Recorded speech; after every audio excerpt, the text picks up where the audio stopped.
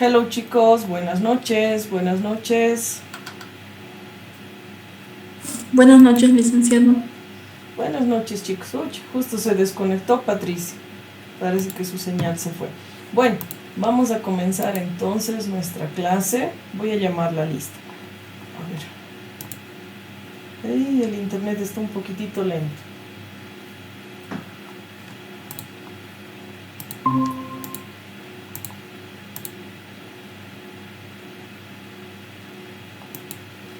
Carambas.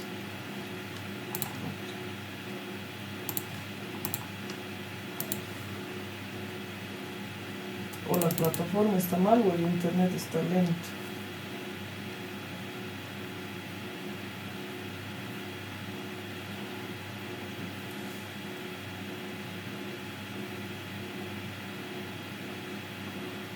Nada.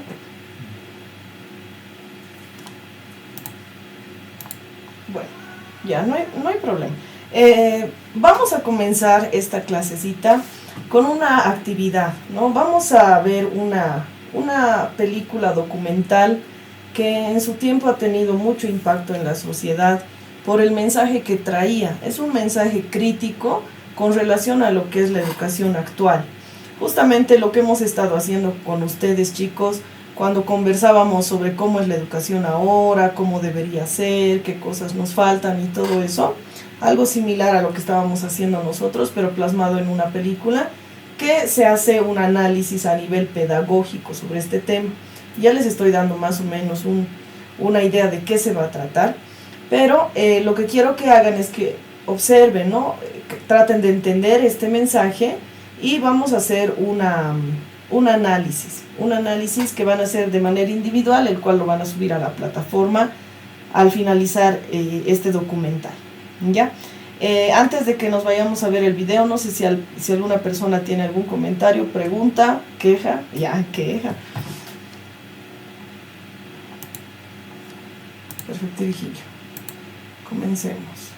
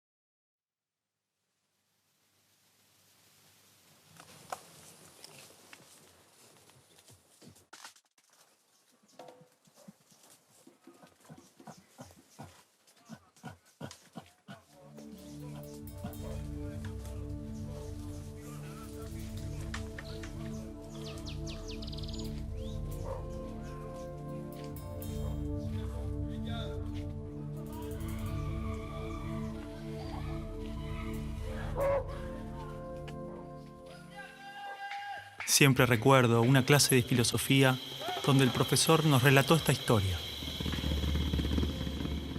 En una caverna se encontraban un grupo de hombres, prisioneros de nacimiento, encadenados de forma tal que solo podían mirar hacia el fondo de la cueva. Una hoguera y figuras manipuladas por otros hombres proyectaban en esa pared todo tipo de sombras. Para los prisioneros, las sombras eran la única referencia del mundo exterior. Esas sombras eran su mundo, su realidad. Uno de los prisioneros era liberado y se le permitía ver la realidad entera fuera de la caverna. ¿Qué tanto tiempo le tomaría acostumbrarse al exterior después de toda una vida de encierro? Posiblemente su reacción sería un profundo temor a la realidad. Podría entender lo que era un árbol, el mar, el sol. Asumamos que este hombre puede ver la realidad tal cual es y entender el gran engaño que era la caverna. El profesor nos explicó brevemente las interpretaciones del mito en relación al conocimiento, la ilusión, la realidad, y cómo posiblemente estemos dentro de una gran caverna que a su vez está dentro de otra. Pero no cabe duda de la necesidad de ese hombre libre de regresar y compartirle al mundo lo que había visto.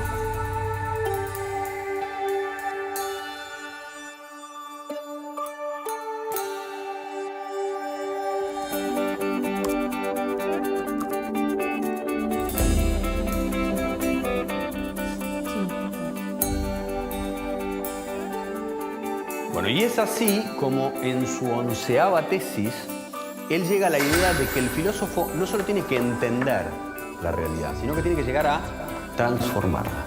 ¿Sí? Medios de comunicación, miles de libros, todos los discursos políticos, organismos internacionales, expertos, filósofos, páginas de internet.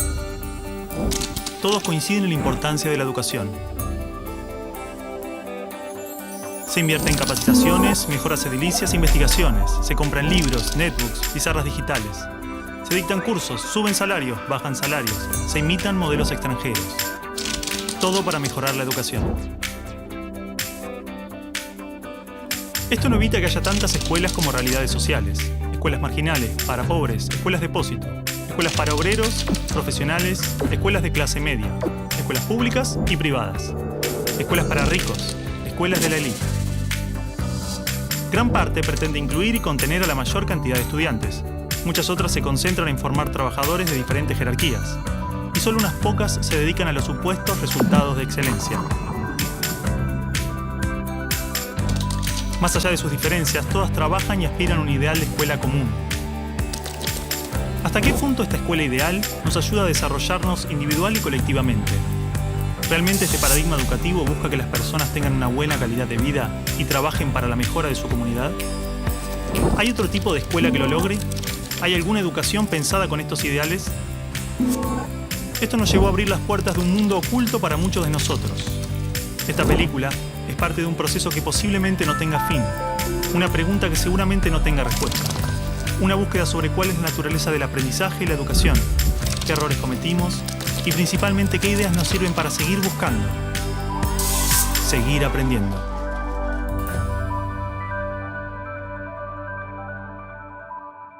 Bueno, supongo que lo que Alicia quiere, la directora quiere, es simplemente estar de acuerdo o consensuar a ver qué es lo que se va a decir. Es un acto del colegio, el colegio tiene que saber qué es lo que se va a decir. Tal, y bueno. Javier, ¿en qué quedaron? Bueno, yo les propongo a los chicos como ejercicio que escribieran un texto, ¿no?, contándonos cuál era el balance de estos años en la escuela. Y eso es. Muy poco de lo que pasa en nuestra escuela es verdaderamente importante. Nos enseñan a estar lejos unos de otros y a competir. Padres y maestros no nos escuchan. Por todo eso decimos basta. La educación está prohibida.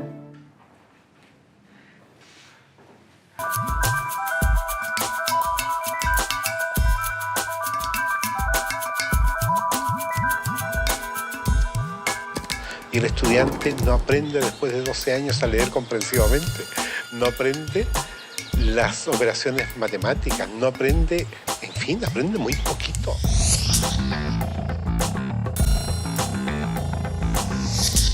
¿Qué es lo que hace que el estudiante fracase en la escuela? Y el convencimiento va por la comprobación de que no es el estudiante el que fracasa, es el sistema el que está más planteado. Es que las reformas educacionales actuales en boga en muchas partes están mal enfocadas. Son un arreglo cosmético de lo que nosotros pensamos que debemos mejorar en la escuela. El problema está en el modo como concebimos paradigmáticamente a la escuela. Es un problema de concepción básica.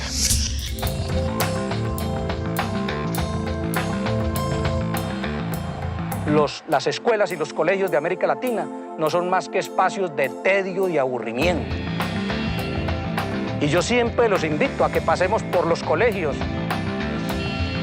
para que miremos una caricatura que hay que romper. Y es el maestro en un tablero dictando clases en pleno siglo XXI. Eso no tiene sentido. Una materia estática, una materia que no tiene movimiento, una materia que dice solamente palabras. Yo soy el adulto, yo soy el que les va a dar a ustedes esta información. Esto lo tiene que saber así como está, porque es así. Ustedes son los niños a callar y obedecer. ¡Silencio! ¡Cállese! ¡Que usted nunca sabe nada! No buscan, por así decir, otro desarrollo que el desarrollo curricular. Están muy centrados en los propios contenidos. Quien no aprende a leer y escribir y calcular, entonces no está educado. No, porque solamente focaliza el trabajo en algunas capacidades, en algunas áreas.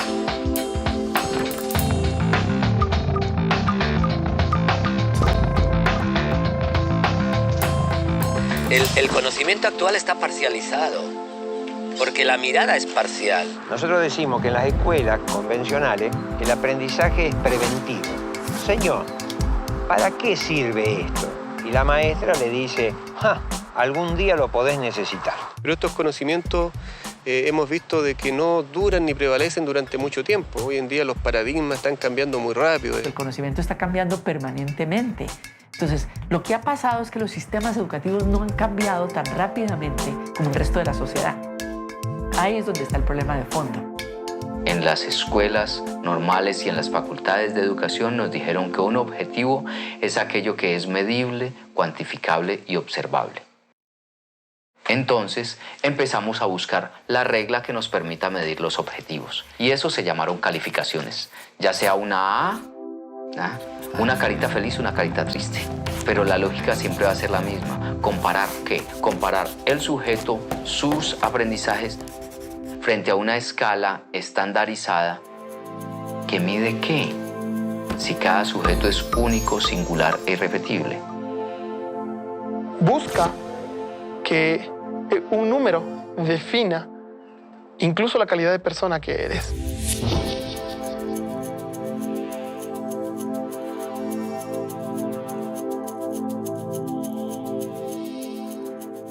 Entonces, por ejemplo, creo conflictos a nivel cognitivo. A ver quién es el primero que realiza, con lo cual unos son ganadores, los otros son perdedores. Cada vez que hay perdedores hay alguien que se siente feo.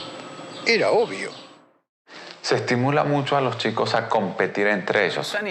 Los mejores alumnos tienen reconocimientos, tienen premios. Aquellos niños que no les van bien en los exámenes, se les llama la atención. 4. En muchos casos ni siquiera son tenidos en cuenta. Todo el mundo habla de paz, pero nadie educa para la paz. La gente educa para la competencia y la competencia es el principio de cualquier guerra. En teoría, todas las leyes de educación nos hablan de objetivos de desarrollo humano profundos, valores humanos, cooperación, comunidad, solidaridad, igualdad, libertad, paz, felicidad, y se llenan de palabras hermosas. La realidad es que la estructura básica del sistema promueve justamente los valores opuestos. La competencia, el individualismo, la discriminación, el condicionamiento, la violencia emocional, el materialismo. Cualquier idea que se promueve desde el discurso es incoherente con lo que la estructura sostiene. A ver, a pesar de que la escuela teoriza y discute sobre principios y valores, los discute como contenidos. Si yo vengo de un paradigma fragmentado, donde a mí lo que me interesa es enseñar historia, yo voy a ver cuánto de historia sabe este sujeto después de que yo le hablé de historia y le hice leer un libro de historia. Y para mí ese sujeto terminó. No tiene más nada que ver conmigo. Si ese sujeto sufre o no, viene de buena familia o no, tiene plata o no. Es decir, para el maestro tradicional, lo más fácil es seguir haciendo lo que ha hecho durante muchos años. ¿Usted quiere ser un mediocre toda su vida? O lo que ha aprendido por tradición. Usted ya no es más un nenito de segundo grado. Entonces, el enseñar se convierte simplemente en un proceso de reproducción simbólica. No quiero que huele una mosca. En la Argentina, la inmensa mayoría de los niños en este momento dicen, qué macana, hoy es lunes, tengo que ir otra vez a esa escuela. Pero ese no es el peor de los datos. La inmensa mayoría de los docentes en la Argentina dicen eso mismo. Yo creo que los maestros actuales son hijos de un sistema. No es que el maestro nazca o quiera ser profesor para ser bueno o malo. Es lo que el Estado le permite. ¡Basta! ¡Se quedan sin recreo! Ah, no. No me venga con que tiene problemas en su casa. ¿Cómo hago para educar la emoción de estos niños si en mi terciario de formación docente no me hablaron nunca una palabra de las emociones? Si siguen hablando, los voy a separar, ¿eh?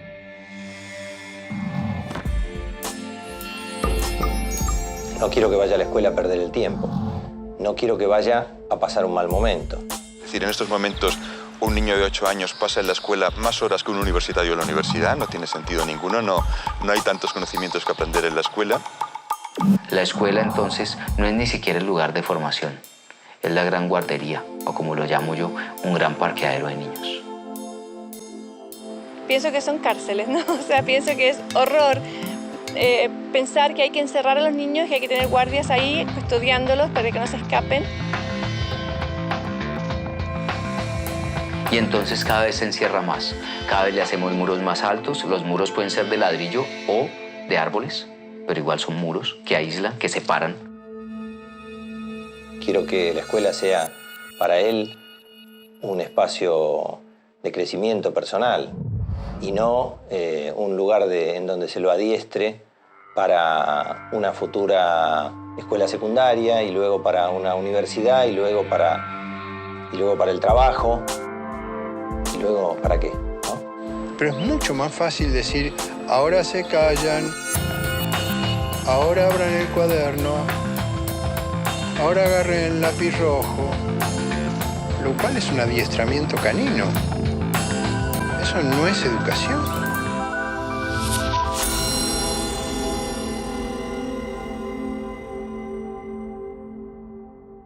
Sí, bueno, en realidad lo que los chicos me dicen es que este texto ellos pensaban leerlo en el acto. Es un boceto nada más. No es un boceto, no. Así como está lo vamos a leer. No, Martín. Acá hay palabras muy ofensivas y no pueden estar atacándonos gratuitamente. Bueno, y se sienten atacados por algo será o no. Bueno, para un poco. Alicia, nosotros lo único que hicimos fue cumplir una tarea que nos dio el profesor. Por eso, Alicia, digo que es un boceto. Los chicos van a suavizar este texto. No lo vamos a suavizar, así como está lo vamos a leer. Martín. No lo vamos a suavizar. No. Martín, esto, así como está, es una falta de respeto. Perdón, me olvidaba que decir lo que uno piensa es faltar el respeto.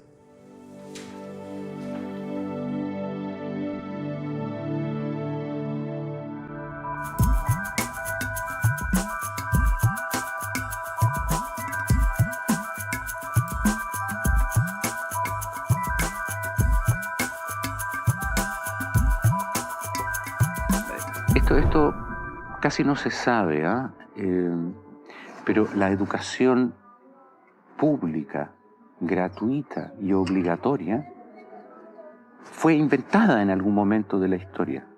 Antes no existía. La educación en la antigüedad distaba mucho de lo que hoy entendemos por educación. En Atenas clásica, por ejemplo, no había escuelas. Las primeras academias de Platón eran espacios de reflexión, conversación y experimentación libre. La instrucción obligatoria era cosa de esclavos. Por otro lado, la educación en Esparta era más parecida a una instrucción militar. El Estado se deshacía de quienes no alcanzaban los niveles esperados. Había clases obligatorias, fuertes castigos y modelamiento de la conducta a través del dolor y el sufrimiento. Antiguamente la educación estaba en manos de la Iglesia Católica, por lo menos en el mundo cristiano occidental. Y fue recién en el siglo XVIII, en una época de la historia que se llama despotismo ilustrado, seguramente lo escucharon en el colegio, en donde se creó el concepto de educación pública, gratuita y obligatoria. La escuela como la conocemos nace a fines del siglo XVIII y principios del siglo XIX en Prusia. Con el fin de evitar las revoluciones que sucedían en Francia, los monarcas incluyeron algunos principios de la Ilustración para satisfacer al pueblo, pero manteniendo el régimen absolutista. La escuela prusiana se basaba en una fuerte división de clases y castas. Su estructura, heredera del modelo espartano, fomentaba la disciplina, la obediencia y el régimen autoritario. ¿Qué buscaban estos déspotas ilustrados? Un pueblo dócil, obediente y que se pudiera preparar para las guerras que hubieron en esa época entre todas las naciones que estaban naciendo.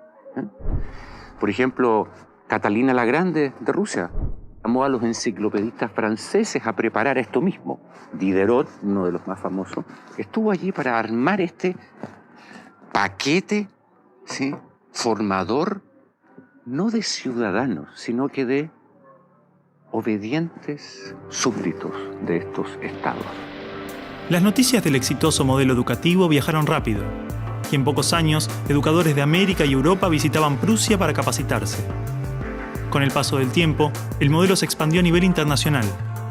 Muchos países importaron la escuela moderna con el discurso del acceso a la educación para todos, elevando la bandera de la igualdad, cuando justamente la esencia misma del sistema provenía del despotismo, buscando perpetuar los modelos elitistas y la división de clases.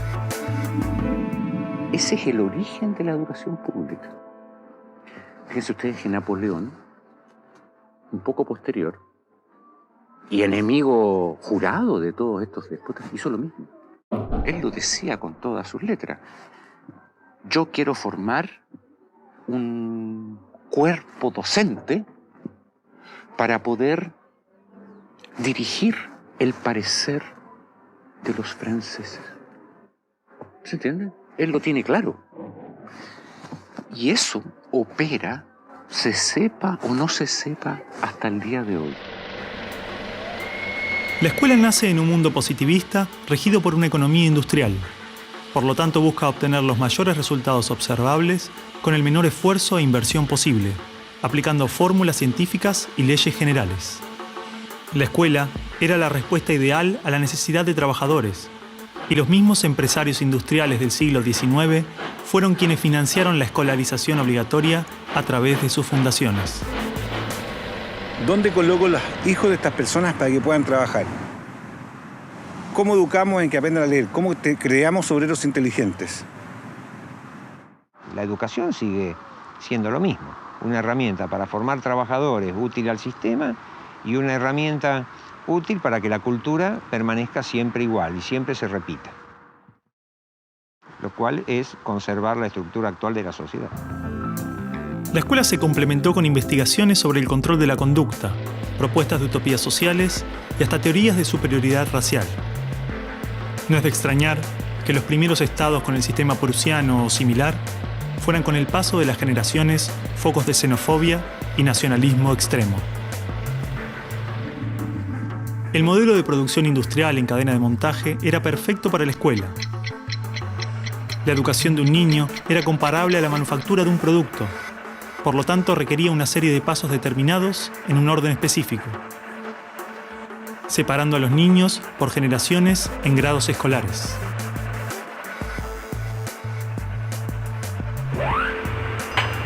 Y en cada una de estas etapas trabajaría sobre determinados elementos, contenidos que asegurarían el éxito, pensados minuciosamente por un experto.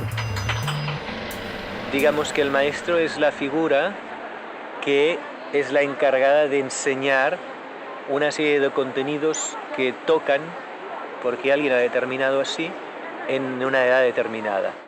Pero la educación no la preparan los biólogos.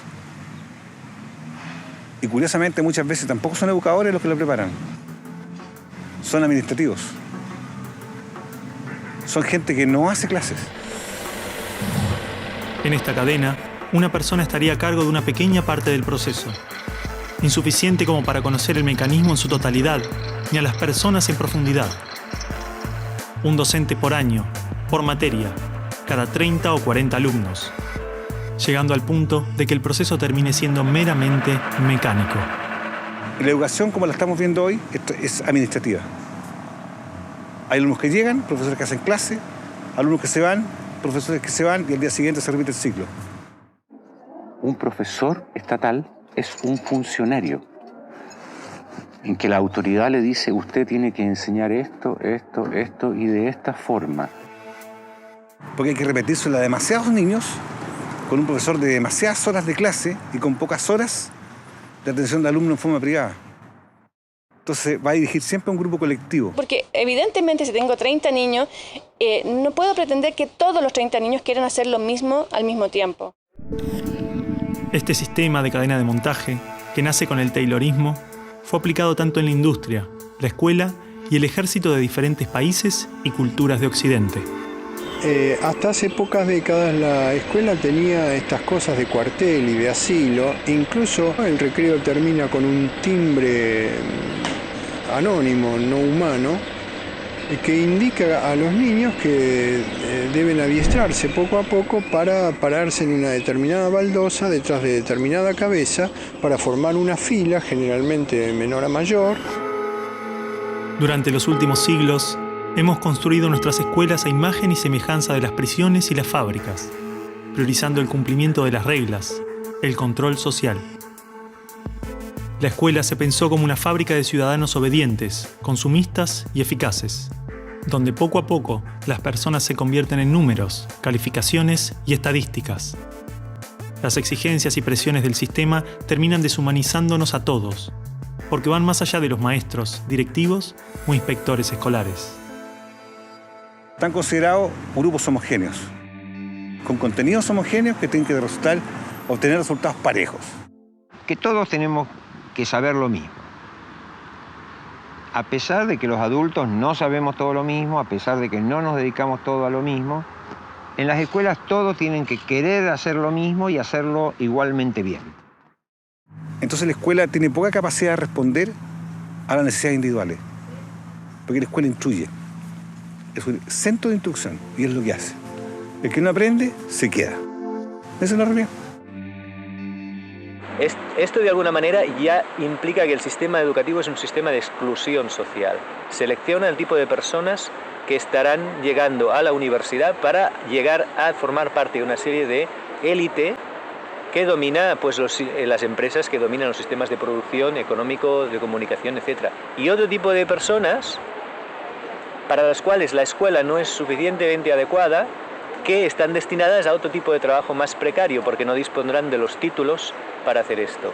El sistema y los estados no les preocupa eso. No, honestamente, no les preocupa el ser humano como persona, como individuo. Y en esos términos, toda educación que busque otra cosa tiene que ser prohibida. La realidad es que la esencia de la escuela prusiana está inmersa en la estructura misma de nuestra escuela. Los test estandarizados, la división de edades, las clases obligatorias, las currículas desvinculadas de la realidad, el sistema de calificaciones, las presiones sobre los maestros y niños, el sistema de premios y castigos, los horarios estrictos, el encierro y la separación de la comunidad, la estructura verticalista. Todo esto sigue siendo parte de las escuelas del siglo XXI. La escuela está cerrada al mundo exterior. Te explicaba el título de mi libro, del mapa escolar al territorio educativo, para indicar esa fábula del cartógrafo que cuenta Borges, que empieza a ser un mapa de un territorio determinado y se entusiasma de hacerlo lo más perfecto posible. El mapa termina reemplazando al territorio. Entonces hoy día la escuela se enclaustró, se metió dentro del mapa. ¿Qué es lo que enseña? Verdades que están en el mapa, no en el territorio. Escuela no es sinónimo de educación. La escuela podrá ser un viejo mapa a la sabiduría, pero la educación es el territorio donde todo el aprendizaje sucede.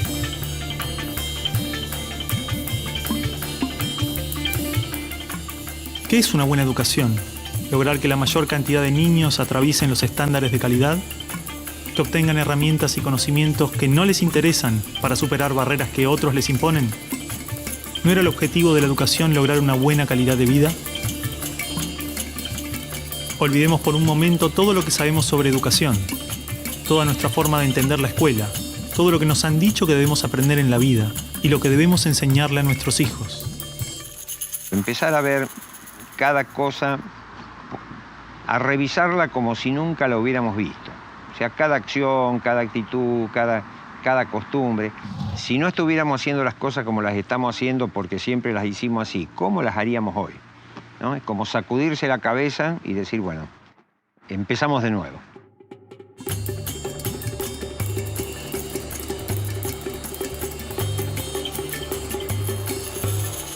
Empecemos de nuevo. A ver, chicos, tienen que entender que el discurso que escribieron es algo que le puede molestar a mucha gente. Bueno, está bien, pero si es lo que sentimos y lo escribimos así, ¿por qué no lo podemos leer así? Son nuestras palabras, lo que pensamos. ¿Cuál es el problema ahora? Cargo de lo que escribimos ahí también. Si de última no lo dicen en clase. Pará un poco, Martín, porque te conozco. Te molesta todo en esta escuela. Te molesto yo, te molestan los profesores, te conozco bien. No, vos a mí no me conocés. Sí te conozco. No, no me conocés.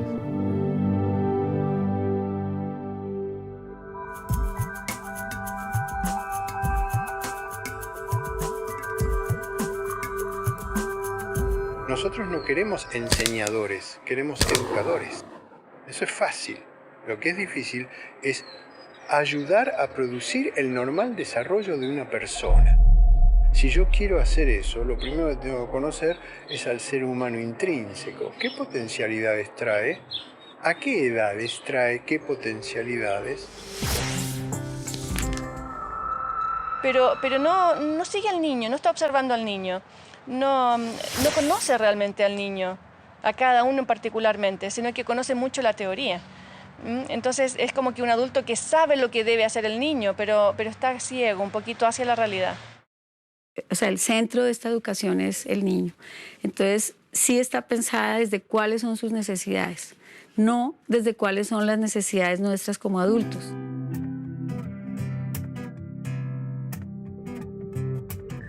Los chicos desde que nacen con esa capacidad de crear. Son creativos y observadores y curiosos. Y en la escuela pueden pasar dos cosas: que se acompañe ese proceso y se propicien actividades para desarrollar esa capacidad, o se la frustre. De hecho, podríamos caracterizar que el ser humano propende a aprender. Incluso podemos decir más todavía, no es ningún mérito del ser humano aprender. Más todavía, es que no puede no aprender. Tú lo ves, él todo el tiempo te está preguntando, ¿y esto por qué? ¿Y esto por qué? ¿Y esto por qué? No es que uno tenga que inculcarle a él las ganas de preguntar, él lo tiene en su esencia. ¿Ya? Basta que tenga órganos sensoriales y percibe, ¿no es verdad? Basta que tenga su cerebro y piensa y razona, e imagina, crea, fantasea. Pero en la escuela se consigue justamente acallar.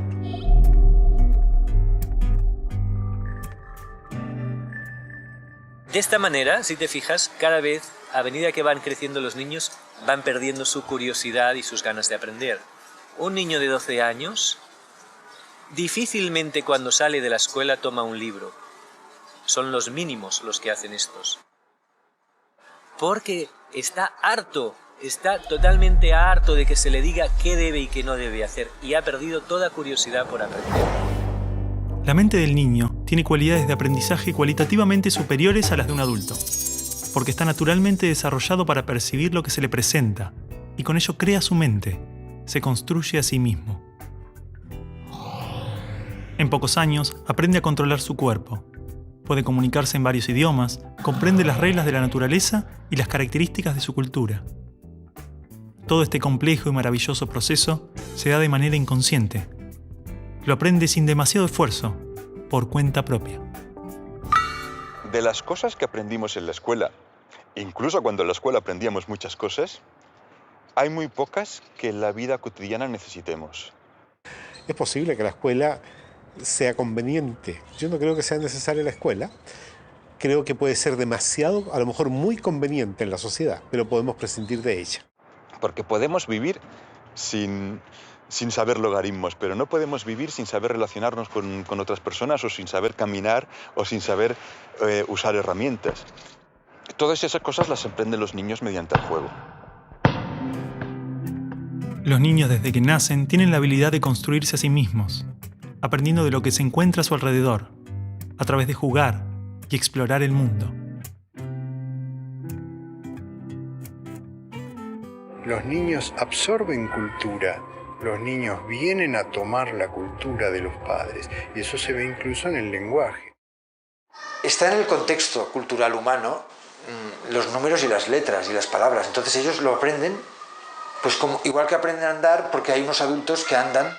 Es decir, cuando un ser humano nace, su biología no lo obliga a ser humano. Necesita nacer en un entorno humano. Todo lo que nos rodea influye tremendamente en nuestro aprendizaje. Los espacios, los tiempos, las actitudes de nuestras familias, las emociones, los gustos, las creencias. Todo es parte de ese ambiente con el que nos construimos a nosotros mismos. La pregunta es entonces, ¿qué ambiente estamos ofreciendo a los niños para que los adultos se desarrollen de esta manera? Porque un niño entra es a un medio dogmático, siéntese acá, quédese 6 o 7 horas sentado en esta fila. ¡Qué horrible! Si estamos en una familia donde esa red de afectos es supremamente débil, los niveles de agresión son muy altos, de violencia, el chico va a ser un chico probablemente muy violento. No va a ser seguramente violento, no estoy diciendo eso, pero sí estamos hablando que en contextos violentos la violencia se reproduce más fácilmente. El niño va a dar lo que recibe, ¿no? Entonces, por eso tenemos que lograr relaciones mucho más amorosas, mucho más profundas en el aula. Estudios indican que actualmente a la edad de 5 años, el 98% de los niños podría ser considerado genio. Son curiosos, creativos y tienen la habilidad de pensar de formas diversas, resolver problemas, es decir, tienen la mente abierta. El problema es que 15 años más tarde, solo el 10% de esos niños mantiene estas capacidades. O sea, de alguna forma estoy diciendo que desde más allá de la mente, desde el mundo de la conciencia, todos somos genios. Y realmente el maestro lo que tiene que aprender es a que sus alumnos puedan abrir las puertas en su mente para que desciendan todo ese conocimiento y esa creatividad y esa genialidad que todos llevamos dentro. Si nosotros miramos a los grandes hombres de la humanidad y mujeres de la humanidad, todos han sido grandes soñadores, es decir, que han tenido una imaginación enorme. Como seres humanos, somos el resultado de miles de años de adaptación natural y evolución. Traemos dentro aquellas características que nos han permitido sobrevivir, transformarnos y crecer. Desde las ganas de comer cuando tenemos hambre, hasta la curiosidad interna del niño de explorar el mundo. Este potencial está esperando que le permitamos manifestarse. En los niños lo vemos en el juego espontáneo, en los adolescentes de hoy a través de la rebeldía y la necesidad de transformar la realidad. ¿Por qué insistimos en matar su espontaneidad y castigar su rebeldía, cuando son estas las características que manifiestan sus necesidades humanas internas buscando desarrollarse? El niño tiene un maestro interior, sobre todo en las primeras edades, que le impulsa al aprendizaje, que le impulsa al descubrimiento, que le impulsa al movimiento, que le impulsa a participar, a trabajar, a repetir comportamientos, que le impulsa a decidir cuándo quiere dejar de repetir algo porque lo tiene superado. Observando cómo actúan los niños, descubrimos que usan todos los criterios de un investigador connotado, exactamente los mismos. Por supuesto que hay distintos niveles de complejidad, ¿no es cierto? Pero no hay niño que no sea sistemático en la observación. No hay niñita pequeña que esté observando que no genere experimentos. ¿Cómo podemos hacer para que sean más creativos? Ellos ya lo son. Lo único que tenemos que hacer es ofrecerles las posibilidades para que la puedan expresar de diferentes maneras. Si siguen haciéndolo, mañana van a ser científicos, mañana van a ser artistas. Hay que dejarlos. Dale, Martín, no hace falta. A ver, ¿qué ganas con esto? Ya está. Ellos plantean el tema de las notas, por ejemplo. Dicen que lo único que nos importa es la nota final, que no nos importa si estudian, no estudian, si aprenden o no aprenden. Basta, ya está. ¿Qué gano me saco las ganas de eso? No, y que además los estamos, de alguna manera, haciendo competir entre ellos por esa nota. ¿Vos pensás así también? Mira, creo que no es un planteo tan equivocado, tan errado.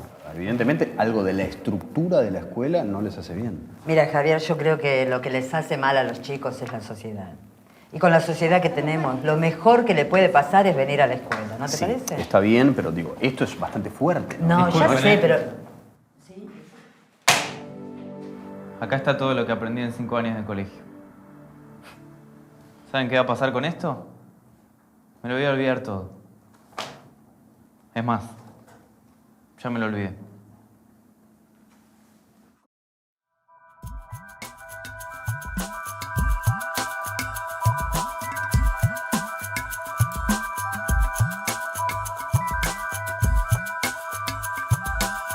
Entonces la educación nace así. colocar más información porque creemos que esa información es necesaria. La pregunta que yo hago es, ¿cuánto nos acordamos nosotros de lo que nos enseñaron en la enseñanza básica, por ejemplo? ¿Cuánto nos acordamos de los contenidos enseñados en la enseñanza media? Es que la manera en que usted lo introduce no motiva a nadie. Y el estudiante cree que lo único que tiene que hacer es repetir, repetir, repetir, hasta que eso se le meta en la cabeza. Repitan. A ver. Actinio, hace, tres, mental. Actinio, hace, tres, mental. A ver. Cuando yo repito, algo que me dicen que tengo que repetir, simplemente me transformo en un repetidor. Ácido desoxirribonucleico. Ácido desoxirribonucleico. Ácido desoxirribonucleico. Comprenda o no comprenda, no interesa, porque lo que importa es que yo diga de la misma manera lo que está dicho. Ribonucleico. Ácido desoxirribonucleico. Ácido desoxirribonucleico. Si yo le exijo a un niño más de lo que él puede dar, empiezo a generar estrés en este niño. Ácido desoxirribonucleico. Ácido desoxirribonucleico. Ácido desoxirribonucleico. Ácido desoxirribonucleico. Ácido desoxirribonucleico. Aprender se convierte en un proceso fastidioso, en un proceso difícil y dejo de aprender. Todo lo que tú puedas aprender en el colegio, en el día a día, pasa a segundo plano si no es parte de tu decisión, si no es parte de tu opción. Son conocimientos fríos, son palabras que pueden irse con el tiempo. La información o el saber podemos almacenarla en nuestro cerebro, un libro o una computadora. Pero la comprensión es una herramienta en constante crecimiento, con características únicas que varían según cada persona. Implica crear y establecer relaciones entre criterios, y así resolver problemas. Y construir nuevos conocimientos. Los niños no eran autómatas que simplemente copiaban o repetían las cosas porque sí, sino que realmente había como más conciencia de parte de ellos de lo que estaban haciendo.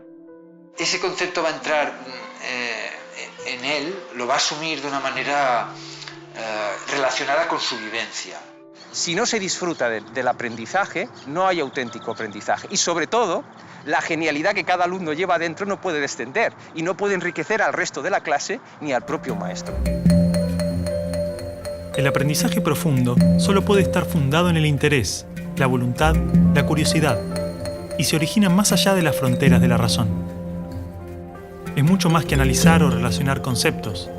Aprender implica un profundo proceso, donde se crean relaciones entre la persona y su entorno. Porque es que hay un principio también que maneja la neurociencia. Lo que más le gusta al cerebro humano es conocer, pero cuando conoce con dicha, goza y placer, que es el aspecto de la lúdica. Hemos partido del cerebro emocional para ir al cerebro lógico. Y esa lógica es válida, es buena, es más compleja. Hay algo maravilloso en ver el momento del descubrimiento, que es el momento del aprendizaje. Ese chico no se olvida nunca más de cuando llegó a entender el porqué. Antiguamente el conocimiento solo podía encontrarse en bibliotecas o universidades. Tener acceso era vital para el aprendizaje. Hoy, el libre acceso a la información, las bibliotecas virtuales, la construcción colectiva del conocimiento, logran que no solo el conocimiento esté al alcance de todos, de forma abierta y plural, sino que se actualiza constantemente. Lo que nosotros podamos aprender en la escuela hoy, dentro de 4 años, a lo mejor cuando el chico salga de la escuela, ya va a estar completamente desactualizado. La educación, al escolarizarse, se metió dentro de la escuela y perdimos los criterios exteriores de la naturaleza. Hoy día leemos los criterios que salen en los libros. Y el problema es que como son muchos de ellos verdaderos, ¿para qué me voy a poner a discutirlos? Pero con eso desvirtuamos lo que es el proceso educativo, que es de descubrimiento, no de aprendizaje de las verdades. Ya no va a bajar las cosas como verdades. Las va a presentar y al mismo tiempo va a estar dispuesto a dudar de ellas y a revisarlas juntos, ¿no?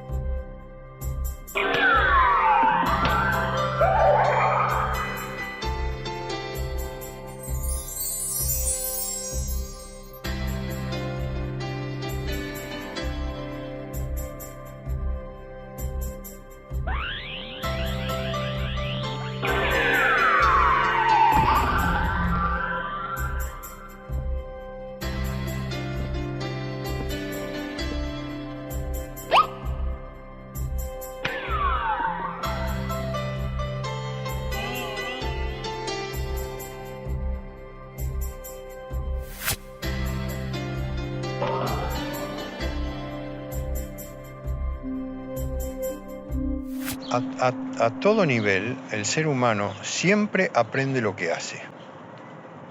Tiene que esforzarse para aprender lo que no hace. Primero fue la acción y luego viene lo cognitivo, ¿sí? Y a veces nosotros miramos lo motriz como algo peyorativo y resulta que la motricidad está muy ligada a la parte cognitiva. Es decir, el juego es un reto a lo desconocido, un reto a lo que puede suceder. Porque cuando un niño juega o se pone enfrente a esto, pues parte del principio de que pone algo en movimiento. En la educación siempre estamos poniendo en movimiento. A la casa del tío escuela, digo yo, venimos a aprender. Eso, obvio, no venimos a jugar y nada más. Pero jugando se aprende mucho.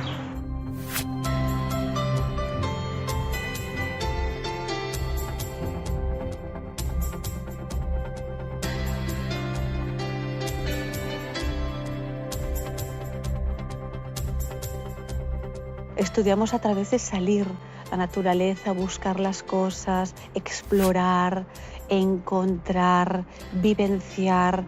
Cuando tú trabajas y conectas con la naturaleza a los niños, todo sale. Ir a esa escuela es un placer porque todos los días tenemos tantas cosas para experimentar, para investigar, para agradecer que estamos vivos. La tarea del educador entonces consistirá en todo momento mostrar misterios, mostrar situaciones en la naturaleza que, aunque estén descritas ya por la ciencia, no lo están para el educando. De tal manera que el educando se sorprenda frente a algo y trate de encontrarle una explicación. Se ha generado todo un movimiento de décadas llamado escuela activa, donde el niño hace, produce, sale del banco. Pero esto no es nuevo, esto lo escribió Piaget en los años 50. No se pone en práctica porque da fiaca. A principios del siglo XX surgieron variados movimientos en la pedagogía. Exponentes de diversas partes del mundo desarrollaron experiencias educativas concentradas en la acción, la libertad del niño y la construcción autónoma del aprendizaje, replanteando toda la estructura de la escuela tradicional. Pero a mediados de siglo, todas estas ideas transformadoras comienzan a caer en el olvido con el miedo a los estados totalitarios. Bueno, el método está centrado en que el niño es el que aprende, totalmente. Necesariamente tienen que haber objetos físicos, objetos concretos con los que el niño manipule, que el niño experimente. Todo en la primaria es operativo. Todo es operativo, todo es con material concreto. El niño, en la medida en que se equivoca, se va a ir dando cuenta, porque el material mismo es autocorrector.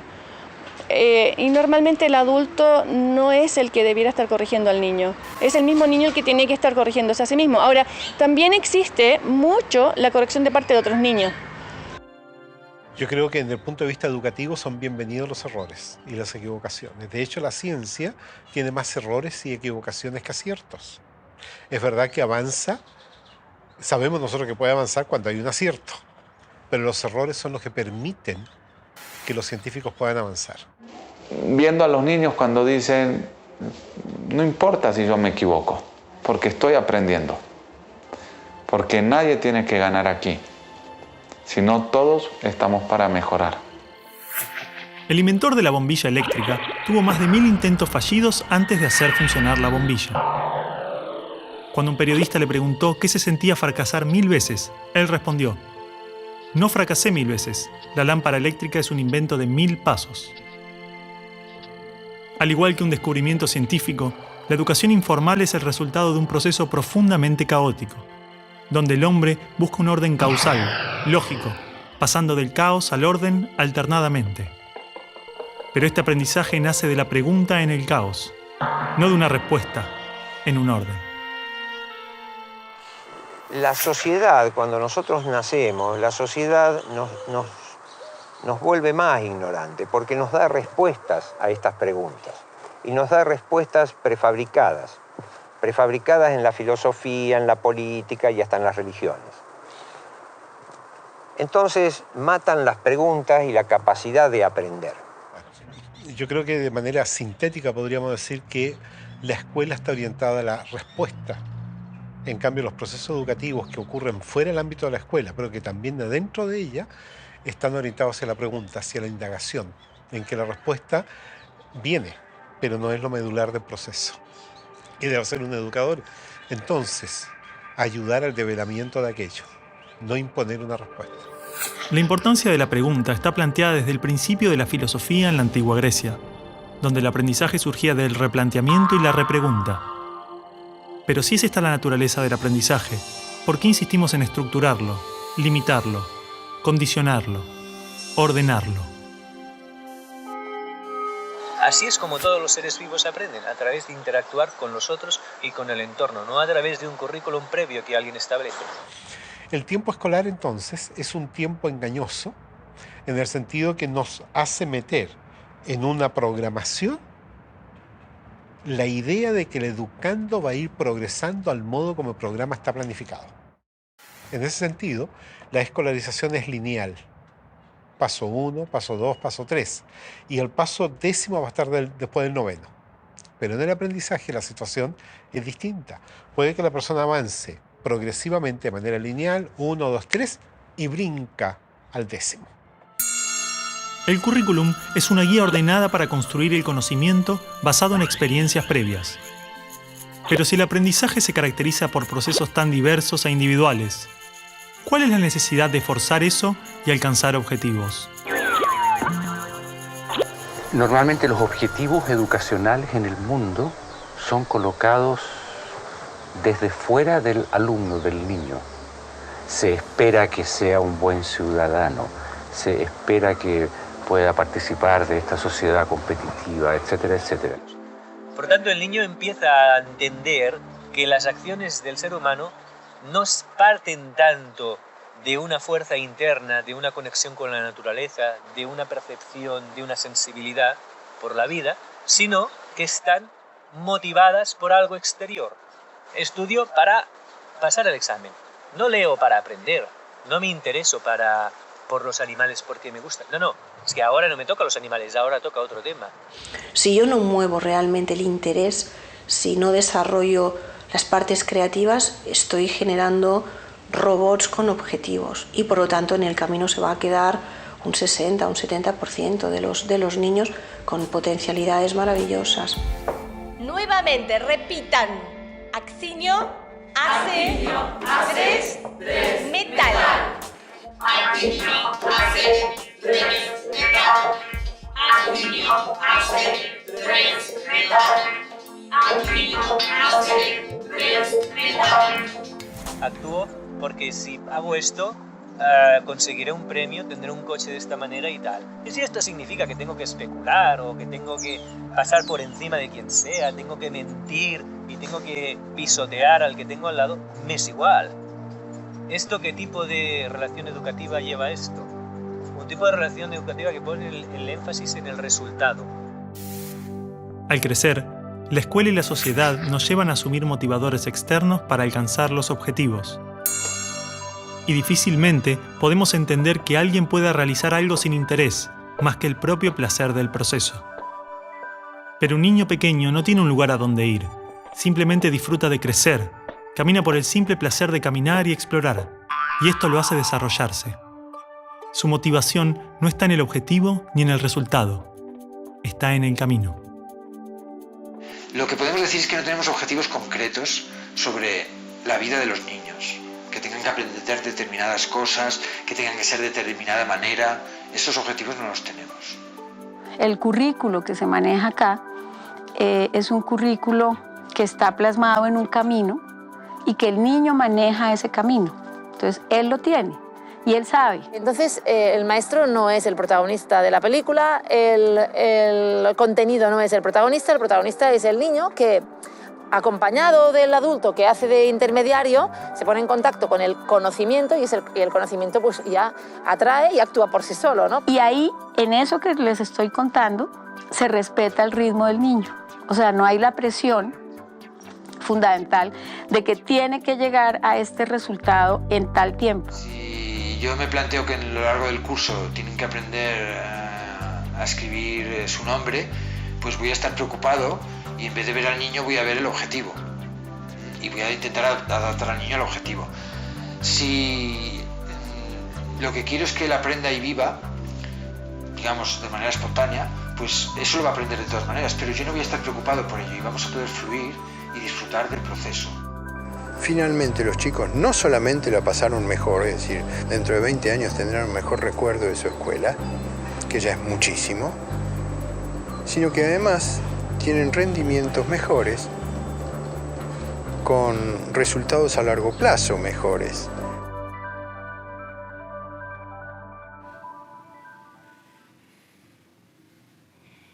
A ver, Micaela, ¿por qué insistís con el discurso ese? Porque quise expresarme, poner lo que pienso, lo que siento. Mi amor, todos queremos hacer lo que sentimos. Y muchas veces nos toca hacer cosas que no nos gustan. No, disculpame, pero yo no opino igual que vos. Bueno, yo te entiendo. Escúchame, Micaela, ¿no querés recibirte, tener un título, una profesión, ser alguien en la vida? Pero yo ya soy alguien en la vida.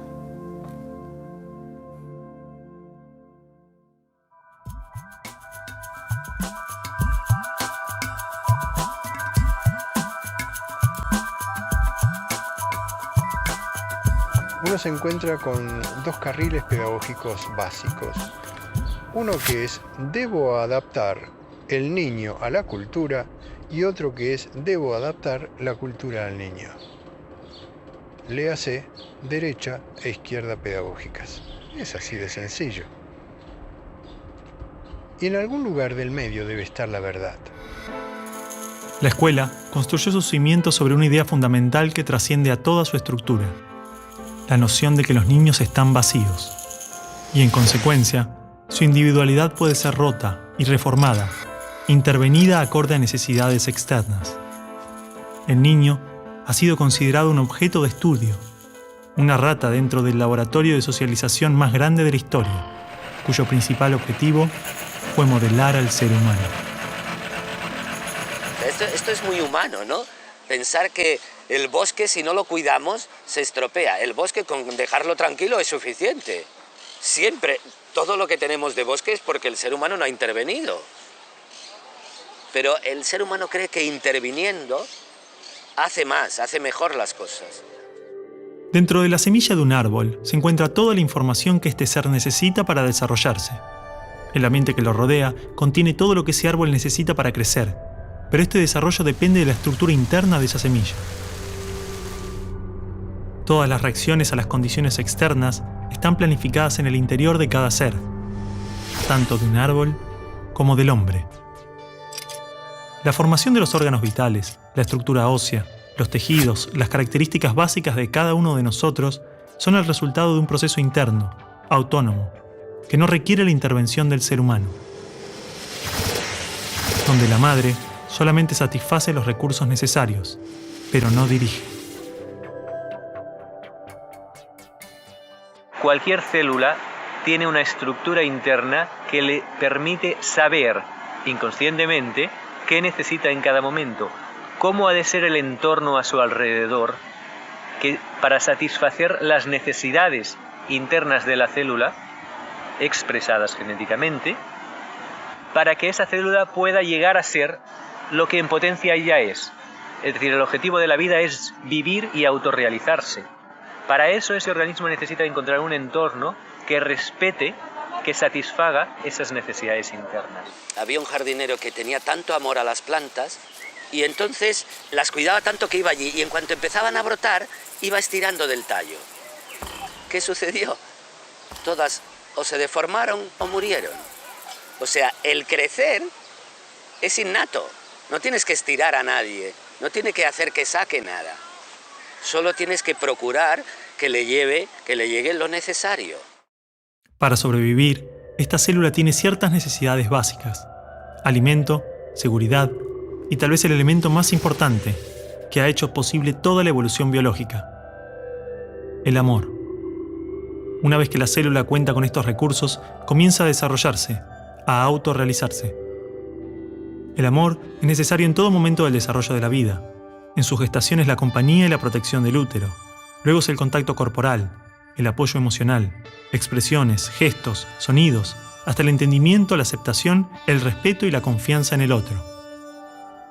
Si el amor es vital para el desarrollo y el aprendizaje, ¿por qué generalmente intentamos educar con amenazas, castigos, tensiones, olvidando el amor?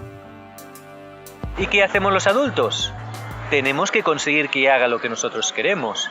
Y ahí entran los premios y los castigos. No, yo te evaluaré y te pondré un examen y tú tendrás que pasar el examen. Y si no lo pasas, llegarán unas notas, unas calificaciones malas que tus padres cuando las vean te reñirán y bla, bla, bla, bla, bla, y habrá una serie de consecuencias. No, nos falta capacidad de amar.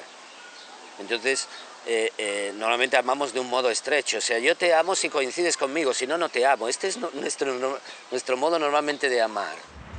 Cuando la persona no se siente amada o tiene conflicto en esto, crea una representación de sí mismo. Va contando algo de él que no es él.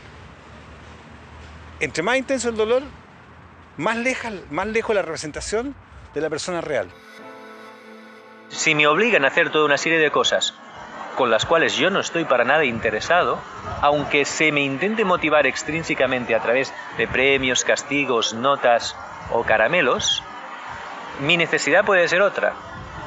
Pero esta necesidad yo no la puedo atender porque se me está obligando a hacer otra cosa. Con lo cual yo voy perdiendo cada vez la conexión con mis propios recursos, con mi propia fuerza vital.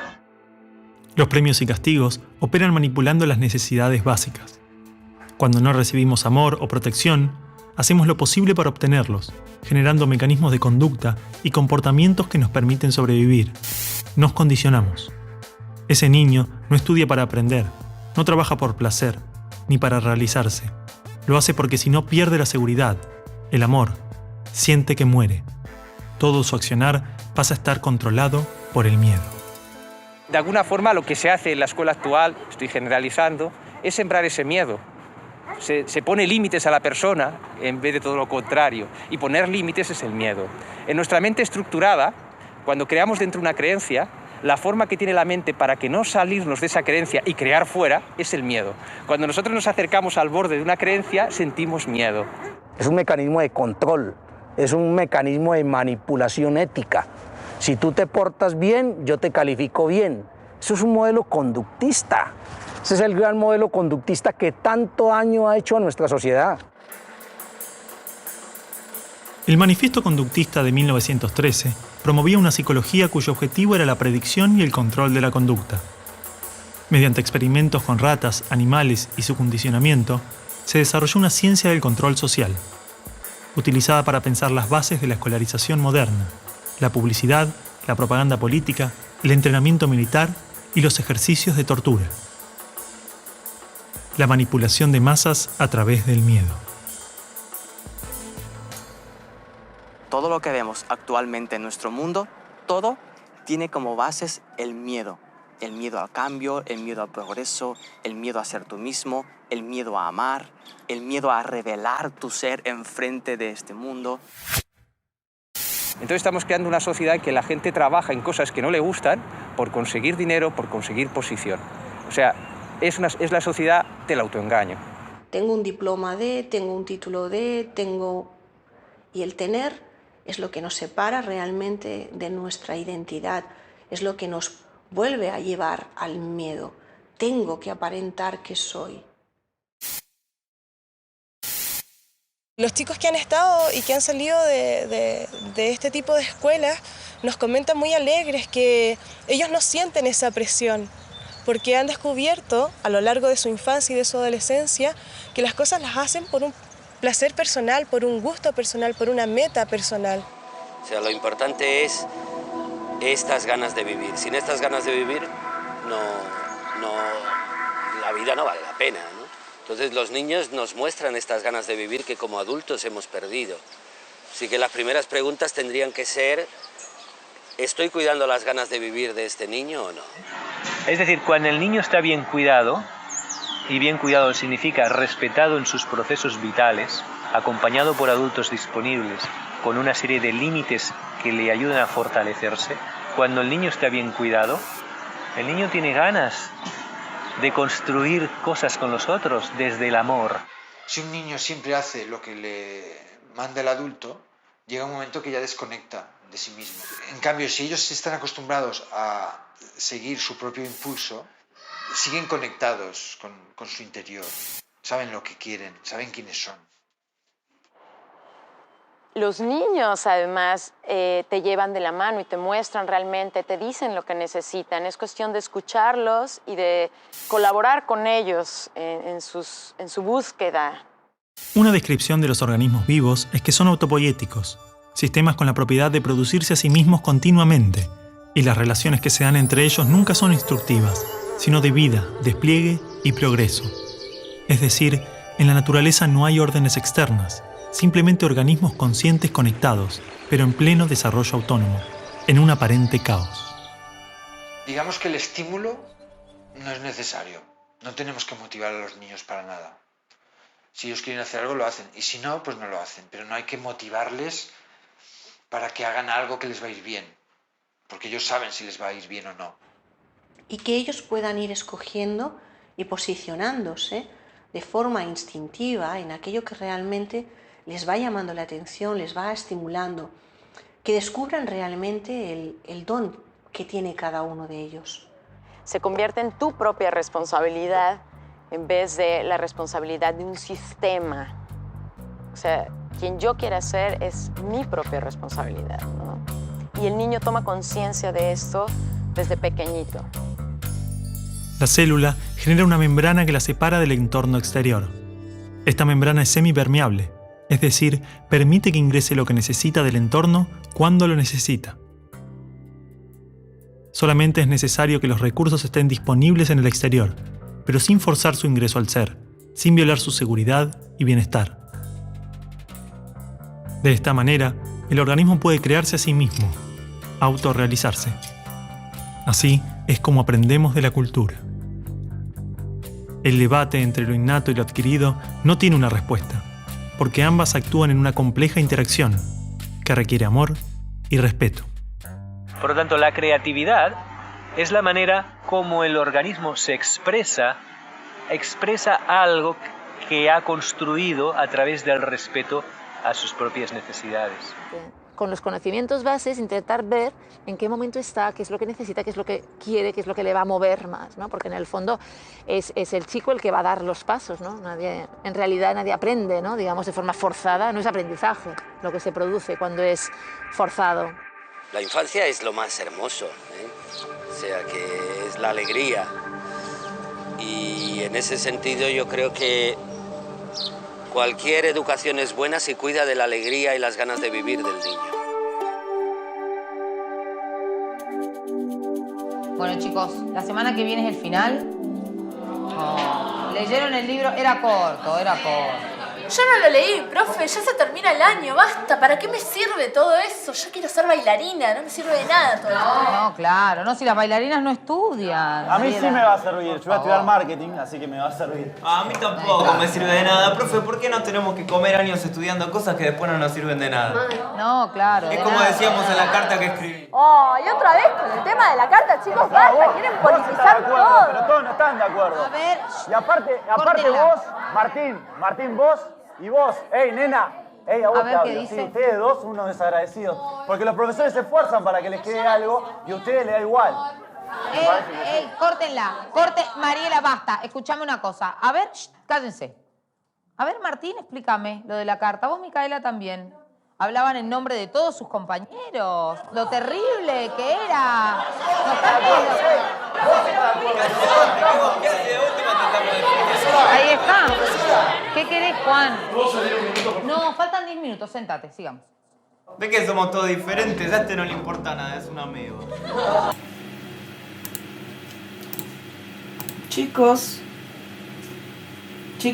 vamos a dejar un ratito, vamos a pausar el video un momento, porque ya se va a acabar la clase.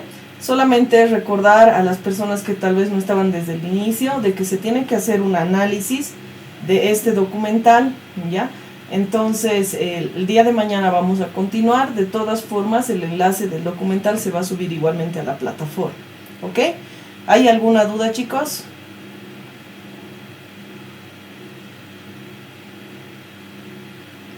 Dicen el análisis que nos está dando como actividades para presentarlo hasta mañana. Sí, no es hasta mañana, sino que mañana vamos a concluir y les voy a dar la instrucción de cómo van a hacer la actividad. Ya, entonces solamente hoy podemos ingresar para poder volverlo a ver y poder para mañana poder continuar, ¿verdad? Claro que sí, así es, Patricia. Listo, gracias, licenciada. Ok, nos vemos entonces la siguiente clase, chicos. Chao, chao. Hasta luego, licenciada.